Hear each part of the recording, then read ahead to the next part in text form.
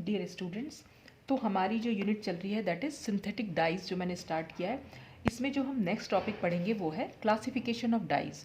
Dies को हम किस तरीके से क्लासीफाई कर सकते हैं। तो dyes may be classified in two ways, दो तरीक़ों से हम इसको क्लासीफाई कर सकते हैं। जिसमें पहला तरीका हम ले रहे हैं classification according to the methods of application. इस बेस पर क्लासिफिकेशन कि हम उसको अप्लाई कैसे करेंगे। जो भी हम फैब्रिक ले रहे हैं या फाइबर ले रहे हैं उस पर हम अप्लाई कैसे करेंगे। तो मेथड ऑफ एप्लीकेशन के बेसिस पर जो क्लासिफिकेशन है वो कुछ इस तरीके से होगा। उसके बेसिस पर हम कितनी डाइज हम देख सकते हैं। तो according to the methods of application dyes can be classified as follows. तो इसमें सबसे पहले टाइप की डाई आती है डायरेक्ट और सब्सटेंटिव डाइज। डायरेक्ट जैसा कि नाम से ही क्लियर हो रहा है कि इसको हम फाइबर पर डायरेक्टली अप्लाई कर सकते हैं। तो these dyes can directly be applied to the fibre. Fibre पर हम डायरेक्टली अप्लाई कर सकते हैं। और ये जो डाई होती हैं ये भी दो टाइप्स की होती हैं। जो डायरेक्ट डाइज होती हैं ये दो टाइप्स की हैं। एक होती हैं एसिड डाइज और दूसरी हुई बेसिक डाइज। अब एसिड डाइज क्या है? These are the sodium salts of colour acids containing sulphonic acid और फिनोलिक ग्रुप्स। तो ये क्या है? सोडियम साल्ट्स हैं और किसका सोडियम साल्ट्स है? सल्फोनिक एसिड या फिनोलिक ग्रुप उसमें प्रेजेंट हो उनका। तो these are always used in an acidic solution. तो ये जो डाइज होती हैं ये हमेशा एसिडिक सोल्यूशन में यूज़ की जाती हैं। और इन डाइज के क्या एग्जाम्पल हो गए? Picric acid, martius yellow, orange second, naphthol yellow, ये सब इनके डाइज के जो है वो एग्जाम्पल्स हैं। फिर आती हैं बेसिक डाइज। अब एसिड डाइज क्योंकि एसिडिक सोल्यूशन में यूज़ करते हैं तो बेसिक डाइज जो है हम बेसिक मीडियम में यूज़ करेंगे। ये क्या होती है? These are either the hydrochlorides और zinc chlorides complexes of colour bases. तो जो कलर बेसिस होते हैं उनके ये हाइड्रोक्लोराइड्स या जिंक क्लोराइड्स हो सकती हैं और ये हम बेसिक मीडियम में यूज़ करते हैं। और इनके क्या एग्जाम्पल हैं? एजोडाइज हैं, ट्राइफिनाइल मीथेन डाइज हैं। तो ये सब इनके एग्जाम्पल हुए। तो ये थी पहले टाइप की डाई जो कि हम मेथड्स ऑफ एप्लीकेशन के बेसिस पर क्लासीफाई कर रहे थे, जिसको हम बोल रहे हैं डायरेक्ट और सब्सटेंटिव डाइज। अब हम देखते हैं नंबर सेकेंड टाइप की डाई। नंबर सेकेंड है मॉर्डेंट और एडजेक्टिव डाइज। तो these are brilliant colour dyes but as such are unable to attach themselves to the fibre. ये इनका कलर तो बहुत अच्छा होता है लेकिन हम इनको एज इट इज़ फाइबर पर यूज़ नहीं कर पाते। क्यों? क्योंकि ये डायरेक्टली अटैच नहीं हो पाती हैं फाइबर से। तो क्या करेंगे इनके लिए? Therefore they require a pre treatment of the fibre with a certain substance called mordant. तो हम पहले इन डाइज को मॉर्डेंट के साथ मिक्स कर लेते हैं। और मॉर्डेंट क्या चीज़ हुई? The mordant is responsible to bind the dye to the fibre. तो मॉर्डेंट क्या करता है? इस डाई को फाइबर के साथ जो है बाइंड कर पाता है। तो अगर हम बिना मॉर्डेंट के इन डाइज को यूज़ करेंगे तो ये फाइबर पर बाइंड नहीं हो पाती हैं। तो इसलिए हम इसमें मॉर्डेंट यूज़ करते हैं और इस मॉर्डेंट का यही काम है कि ये फाइबर पर इस डाई को बाइंड कर देता है। और अगर हम इसके एग्जाम्पल्स की बात करें तो ये है एलिजरीन, सम एंथ्राक्विनोन डाइज और एजोडाइज। फिर आती है vat dyes, number third dye. Vat dyes माने वैट का मतलब होता है बहुत लार्ज कंटेनर्स, जो बहुत बड़े बड़े बर्तन होते हैं उनके लिए हम वैट वर्ड यूज़ कर लेते हैं। तो these dyes require large vats. तो इन डाइज को बहुत बड़े बड़े वैट्स चाहिए यानी कि बहुत बड़े कंटेनर्स चाहिए ड्यूरिंग डाई के प्रोसेस के समय। And are therefore called vat dyes, और इसीलिए हम इनको वैट डाइज बोलते हैं। अब ये वैट डाइज क्या होती है? नॉर्मली वाटर में इंसॉल्युबल होती हैं लेकिन हम इनको सॉल्युबल बना सकते हैं। कैसे? जब हम इनका सोडियम हाइपोसल्फाइड के साथ रिडक्शन करा दें। तो रिडक्शन जब हम कराएंगे तो जो वैट डाइज जो होंगी वो रिड्यूस हो जाएंगी। और इस रिड्यूस फॉर्म जो होती है हमारी ये कलरलेस होती है।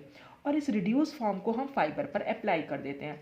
जब हम फाइबर पर अप्लाई करते हैं तो रिड्यूस, क्योंकि ये तो कलरलेस थी, तो इस कलर को हम रीस्टोर कर सकते हैं। ठीक है, पहले हमने डाई ली, डाई वाटर में इंसॉल्युबल थी लेकिन हमने उसे सॉल्युबल किया। कैसे? उसको रिड्यूस करा दिया। तो ये रिड्यूस फॉर्म जो होती है कलरलेस होती है। इस रिड्यूस फॉर्म को हमने फाइबर पर अप्लाई कर दिया। अब हमें तो कलर चाहिए तो इस फाइबर का हम एरियल ऑक्सीडेशन करा देते हैं, यानी कि आप इसको हवा में छोड़ दीजिए। हवा में छोड़ने से क्या होगा? जो एयर में प्रेजेंट ऑक्सीजन होगी वो इस डाई का ऑक्सीडेशन कर देगी। और ऑक्सीडाइज फॉर्म क्योंकि कलर होती है तो इसलिए हमें वहाँ फैब्रिक पर कलर दिख जाता है। तो इस तरह से हम इस डाई को यूज़ कर सकते हैं। तो वेट डाइज को जनरली हम कॉटन्स को डाई करने में यूज़ करते हैं और ये बहुत फास्ट होती हैं। और इनके एग्जाम्पल अगर हम देखें तो इंडिगोटिन और एंथ्राक्विनोन इनके एग्जाम्पल्स हैं। फिर नंबर 4 आती है इनग्रेन डाइज। अब इनग्रेन डाइज क्या है? These are synthesised within the fabric, इसको हम फैब्रिक के अंदर ही सिंथेसाइज करते हैं, and may be applied to both animals and vegetable fibres, और दोनों फाइबर्स पर हम यूज़ कर सकते हैं, जो एनिमल से फाइबर्स बनते हैं उन पर भी और जो वेजिटेबल फाइबर्स होते हैं उन पर भी। ठीक है, और अब हम इसको ये सिंथेसाइज कैसे करेंगे? देखिए, ये जिस भी फाइबर को हमें डाई करना है उसे हम एक सोल्यूशन बनाएंगे, उसमें हम सोक कर लेते हैं, डुबा के रखते हैं, और वो सोल्यूशन किसका होगा? या तो फिनॉल या फिर अमीन ले लेंगे उसमें। ठीक है, फिर क्या होगा? फाइबर को हम इस सोल्यूशन में से रिमूव कर लेंगे, यानी सबसे पहले हमने फिनॉल या अमीन का सोल्यूशन लिया, उसमें हमने इस फाइबर को डिप कर दिया। ठीक, फिर इस फाइबर को उस सोल्यूशन में से निकाल लिया, और फिर हम क्या करेंगे? डाइजोनियम साल्ट का जो कोल्ड सोल्यूशन होता है उसमें हम इस फाइबर को डिप कर देंगे। तो इससे होगा क्या? जो हमने डाइजोनियम साल्ट लिया है और जो हमने शुरू में फिनॉल और एमीन या कुछ भी एमीन लिया था, या तो हम फिनॉल लेंगे या एमीन लेंगे, तो यहाँ पर पहले उसमें फिनॉल एब्जॉर्ब कर लिया फाइबर ने, उसके बाद उसने डाइजोनियम साल्ट को एब्जॉर्ब कर लिया। तो डाइजोनियम साल्ट और फिनॉल में या डाइजोनियम साल्ट और एमीन में एक कपलिंग रिएक्शंस होती है, और उस कपलिंग रिएक्शन जो होती है वो फाइबर के अंदर ही होगी, और इस तरह से फैब्रिक जो डाई बन के आएगी वो फैब्रिक को डाई कर देगी। तो इस डाई को हम फैब्रिक के अंदर ही जो है वो सिंथेसाइज कर लेते हैं, इसीलिए इसका नाम भी इनग्रेन डाइज पड़ गया। फॉर एग्जाम्पल इसमें एजोडाइज हैं या पैरारेड डाइज जो होती है। फिर नंबर 5 है सल्फर डाइज। अब ये सल्फर डाइज बिल्कुल वेट डाइज की तरह ही काम करती हैं। These are similar to vat dyes, बिल्कुल वैसे ही होंगी, ये भी वाटर में इंसॉल्युबल होती हैं। फिर इनको भी क्या करेंगे? हम सोल्यूशन से मतलब सोल्यूशन में डिप करके फिर इनको रिड्यूस करेंगे, और फिर इस रिड्यूस फॉर्म को हम फाइबर पर अप्लाई करते हैं, और फिर हम इसका एरियल ऑक्सीडेशन कराते हैं कि हवा में छोड़ दिया, और हवा में जो प्रेजेंट ऑक्सीजन है वो रिड्यूस फॉर्म को ऑक्सीडाइज कर देती है, और वापस से जो है हमें कलर यहाँ पर मिल जाता है। तो the colour of these dyes are usually black. इन डाइज का जो कलर होता है ज़्यादातर ब्लैक होता है, और दीज डाइज आर इनएक्सपेंसिव, सस्ती होती हैं और बहुत फास्ट होती हैं। फास्ट होने का मतलब बहुत जल्दी इजीली इनका कलर छूटेगा नहीं, वो फाइबर पर रुका रहेगा। ठीक है, जैसे एग्जाम्पल है इसका सल्फर ब्लैक। तो ये हमने कुछ एग्जाम्पल्स देखे यहाँ पर कि मेथड्स ऑफ एप्लीकेशन हम कैसे के बेसिस पर हम कैसे डाइज को क्लासीफाई कर सकते हैं। तो इसमें एक लास्ट डाई और बची है, वो है डिस्पर्स डाई। डिस्पर्स डाई में क्या होगा? These dyes are use to dye acetate rayons, dacron, nylon and other synthetic fibres. ज़्यादातर हम इस डाइज को सिंथेटिक फाइबर को डाई करने में यूज़ कर लेते हैं। तो इसमें क्या होता है? इसमें फाइबर को हम डिप करते हैं किस में? कि एक सोप सोल्यूशन ले लेते हैं। ठीक है, और सोप सोल्यूशन ले लिया, उसमें हमने क्या करा? जो फाइनली डिवाइडेड डाई हुई, जो हम डाई ले रहे हैं, डाई को का जो है फाइनली डिवाइडेड मतलब बहुत महीन पाउडर जो था वो सोप सोल्यूशन में हमने डिस्पर्स कर दिया। उसके बाद हम उसमें कोई सॉल्युबलाइजिंग एजेंट डाल देंगे, जैसे कि हम फिनॉल डाल सकते हैं, क्रिसॉल डाल सकते हैं, या बेंजोइक एसिड डाल सकते हैं। ठीक है, और इन सब से क्या होगा कि ये सब कुछ जो है फाइबर में एब्जॉर्ब हो जाएगा, और फाइबर में ये एब्जॉर्ब होता है बहुत हाई टेम्परेचर और प्रेशर पर। तो इस तरह से क्या होता है? ये जो है डाइज अपना कलर देती हैं, तो ये डिस्पर्स डाई होती हैं। फॉर एग्जाम्पल इसमें सैलिटॉन फास्ट पिंक बी या सैलिटॉन फास्ट ब्लू बी, ये सब इसके एग्जाम्पल हुए डिस्पर्स डाइज के। तो ये तो था classification on the basis of application. ठीक है, कि डिफरेंट टाइप्स के हम मेथड्स यूज़ कर रहे हैं, कैसे हम अप्लाई कर रहे हैं डाइज को।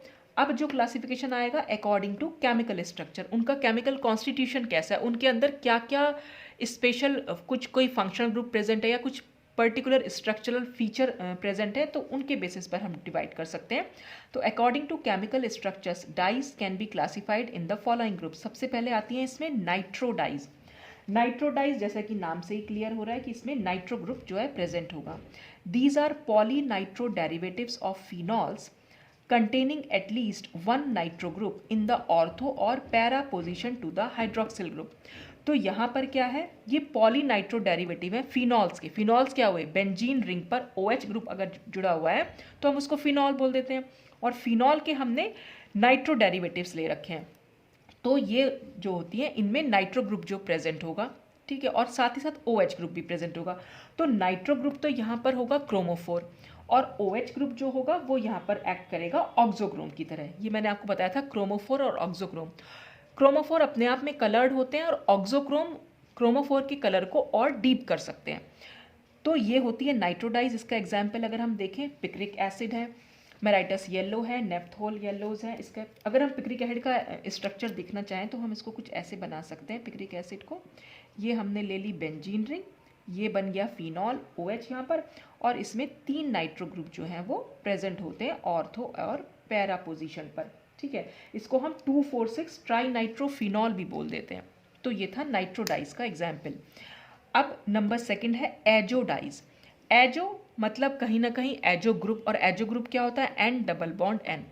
ये एजो वर्ड जो आया है ना, वो बहुत पहले कभी नाइट्रोजन को हम एजोट बोलते थे, वहाँ से लिया है। जहाँ भी कहीं एजो वर्ड होगा इसका मतलब नाइट्रोजन जरूर प्रेजेंट होगा उसमें।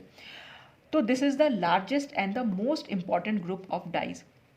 ये सबसे लार्जेस्ट ग्रुप है और बहुत ही इंपॉर्टेंट है। इन these dyes one or more azo groups act as chromophores while oxochromes may be NH2 ना हो तो NR2 हो सकता है, या OH ग्रुप हो सकता है, या सल्फोनिक एसिड ग्रुप हो सकता है। कोई भी ग्रुप यहाँ पर एसिडिक ऑक्सोक्रोम या बेसिक ऑक्सोक्रोम दोनों टाइप के हो सकते हैं यहाँ पर।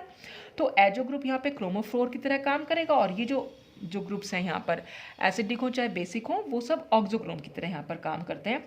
इसके एग्जाम्पल्स हैं बटर येलो, क्राइसोडीन, मिथाइल क्राइसोडीन C, और मिथाइल रेड, रिसोर्सिनॉल येलो। तो ये एजोडाइज के एग्जाम्पल हुए। तो एजोडाइज में क्रोमोफोर होगा एजो ग्रुप, नाइट्रोडाइज में क्रोमोफोर होगा नाइट्रो ग्रुप। तो जो इनका केमिकल कॉन्स्टिट्यूशन है वो एक दूसरे से डिफर करता है और उसी बेसिस पर इनके नाम दे दिए गए हैं। अब इसके बाद नेक्स्ट डाई हम देख लेते हैं, वो क्या है। नेक्स्ट डाई है ट्राइफिनाइल मीथेन डाइज। तो इसमें क्या होगा, इसमें ट्राइफिनाइल मीथेन ग्रुप होगा। ट्राइफिनाइल मीथेन ग्रुप क्या हो जाएगा, ये कार्बन हुआ, कार्बन से यहाँ पर 2 बेंजीन रिंग जुड़ी हुई, और ये एक पैरा क्विनोनॉइड ग्रुप होता है। इसको हम बोल देते हैं पैरा। इस कार्बन की पैरा पोजीशन पर एक डबल बॉन्ड है, ये क्विनोनॉइड फॉर्म होती है, डबल बॉन्ड, और ये बेंजीन रिंग यहाँ पर डबल बॉन्ड और ये डबल बॉन्ड। तो यहाँ पर 2 बेंजीन रिंग होती हैं और एक पैरा क्विनोनॉइड फॉर्म हो जाएगी। तो ये ट्राइफिनाइल मीथेन ग्रुप कहलाता है। और यहाँ पर जो ऑक्सोक्रोम्स हम जनरली यूज़ करते हैं, तो ये ग्रुप जो यहाँ पर होगा ये फिर इसमें काम करेगा किसकी तरह, क्रोमोफोर की तरह, और ऑक्सोक्रोम्स क्या हो जाएंगे, NH2 NR2 या OH ग्रुप हो जाएगी। इसका एग्जाम्पल है मेलेकाइट ग्रीन, और ये है पैरा रोज एनिलिन और रोज एनिलिन। तो ये ट्राइफिनाइल मीथेन डाइज के एग्जाम्पल हुए। फिर नंबर नेक्स्ट है थैलीन डाइज। अब थैलीन डाइज क्या होंगी, these are dihydroxy triphenyl methane derivatives. ये ट्राइफिनाइल मीथेन के डाईहाइड्रोक्सी डेरिवेटिव्स हैं। यानी इनमें क्या होगा, ये जो दोनों फिनॉल रिंग यहाँ पर दिखाई, फिनॉल कह रही हूँ मैं, दोनों फिनाइल रिंग जो यहाँ पर दिख रही हैं, यहाँ पर OH और यहाँ पर भी OH हो जाएगा। ठीक है, और फिर आगे इसमें कुछ और जुड़ सकता है। तो विद अ कार्बोक्सिल और sulphonic acid group ortho to the central carbon atom in the third ring. तो थर्ड रिंग में क्या हो जाएगा, यहाँ पर कार्बोक्सिल या सल्फोनिक एसिड ग्रुप हो सकता है। और इसके एग्जाम्पल की अगर हम बात करें तो फिनोफ्थलीन बहुत कॉमन एग्जाम्पल थैलीन डाइज का। फिनोफ्थलीन में जैसे नाम से लग रहा है, फिनोफ्थलीन का बच्चे कई बार नाम नहीं लिख पाते हैं, तो इसमें फिनॉल, 2 रिंग्स तो फिनॉल होती हैं। जैसे यहाँ पर ये मैं अगर इसका एग्जाम्पल देना चाहूँ तो यहाँ पर OH और यहाँ OH जोड़ दूँ तो ये दोनों रिंग्स जो होंगी वो फिनॉल हो जाएंगी। ठीक है, और उसके बाद इसमें थैलीन ग्रुप जुड़ा हुआ होता है। और थैलीन ग्रुप का मतलब क्या हुआ, जैसे अगर मैं आपको यहाँ स्ट्रक्चर जगह नहीं है यहाँ थोड़ी सी, देखिए ये दोनों रिंग तो यहाँ एज इट इज़ बन जाएंगी, ये OH और ये OH। ठीक है, फिर इससे यहाँ पर C जोड़ दिया, C से इन्होंने क्या कर रखा है, ये रिंग जोड़ दी, और यहाँ पर एक बेंजीन रिंग हो जाएगी।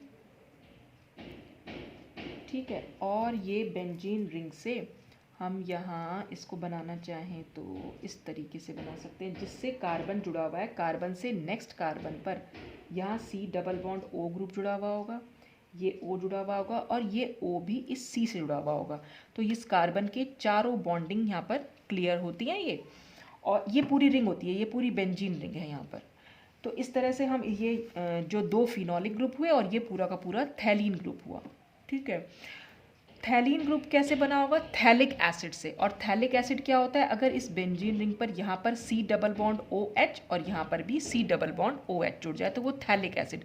तो ये जो इतना ग्रुप बना है यहाँ पर, ये थैलीन ग्रुप बन के आया है।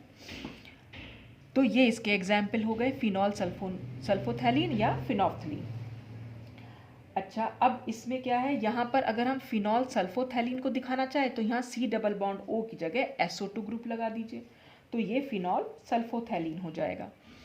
अब नेक्स्ट आती हैं इसमें ज़ैंथीन डाइज।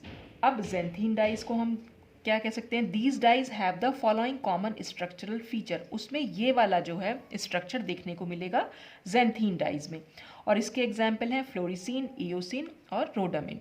तो ये ज़ैंथीन डाइज के, तो सभी में क्या है, स्ट्रक्चर का डिफरेंस है, कोई एक पर्टिकुलर स्ट्रक्चरल फीचर है जो अलग अलग डाइज में अलग अलग टाइप का हो सकता है। अच्छा, अब इसके बाद नेक्स्ट आता है indigoid dyes. Indigoid dyes, these dyes are the derivatives of naturally occurring dye indigotin. ये जो हम नील देखते हैं, नील जो कपड़ों में नील लगाने के काम आता है, ये नेचुरल डाई होती है, तो ये इसी के डेरिवेटिव्स हैं। और these dyes have the following common structural feature, और उनमें ये वाला कॉमन स्ट्रक्चरल फीचर जो है देखने को मिलता है। और फिर इसके एग्जाम्पल है, इंडिगोटिन है, टायरन ब्लू है, सीबा ब्लू बी है, इंडियोकार्माइन, ये सब कुछ इसके एग्जाम्पल हुए। फिर आता है इसमें एंथ्राक्विनोनॉइड डाइज।